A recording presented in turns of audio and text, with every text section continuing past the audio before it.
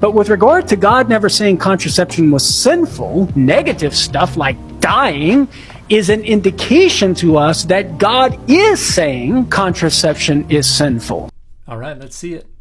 In Genesis chapter 38, according to the law at the time, whenever a brother dies, the succeeding brother takes the dead brother's wife and has conjugal relations in order to raise up children in the name of the dead brother. And then in verse 8, we read this: Judah said to Onan, "Go into your brother's wife and perform the duty of a brother in the law to her, and raise up offspring for your brother." But Onan knew that the offspring would not be his. So when he went into his brother's wife, he spilled the semen on the ground, lest he should give offspring to his brother. What he did was displeasing in the sight of the Lord, and he slew him also. That is, God brought about the death of Onan. Some will counter, well, the Lord slew him because he did not fulfill the law. But elsewhere in Deuteronomy, whenever that does not happen, one is put to public shame for not fulfilling this particular law. Death is not a consequence for disobedience to this law. Here, death is an effect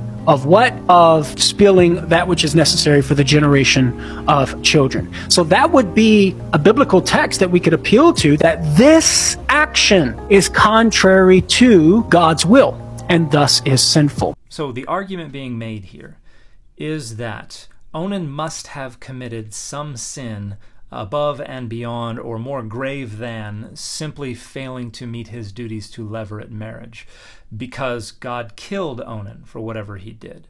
And in other books of the Hebrew Bible, not Genesis, but Deuteronomy and elsewhere, when they discuss failure to meet the duties of levirate marriage, the death penalty is never prescribed.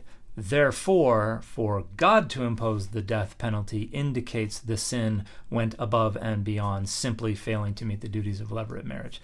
Now, there are a whole host of problems with this rhetorical sleight of hand, and not least of which the assumption that whatever punishment God metes out is going to align exactly with the legislation that God prescribes to humans for their own self-governance everywhere in the Bible. But the bigger problem is that this presupposes univocality. It presupposes that we can bring in the book of Deuteronomy to govern how we interpret the book of Genesis and to fill in any gaps in our interpretation or in the data that are presented. And this is problematic because it rests entirely upon the presupposition of univocality. If you do not presuppose univocality, the argument is baseless and falls apart. But univocality is not something that can be demonstrated. Univocality is a dogma that can only ever just be accepted.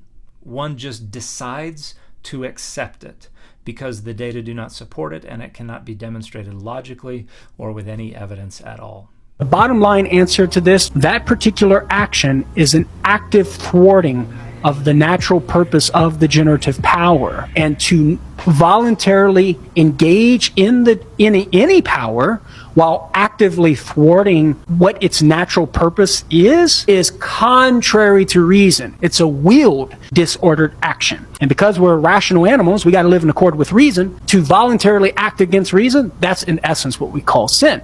Bottom line, this is a dogmatic attempt to gin up a rationalization from the Bible for a dogma that is not found in the Bible.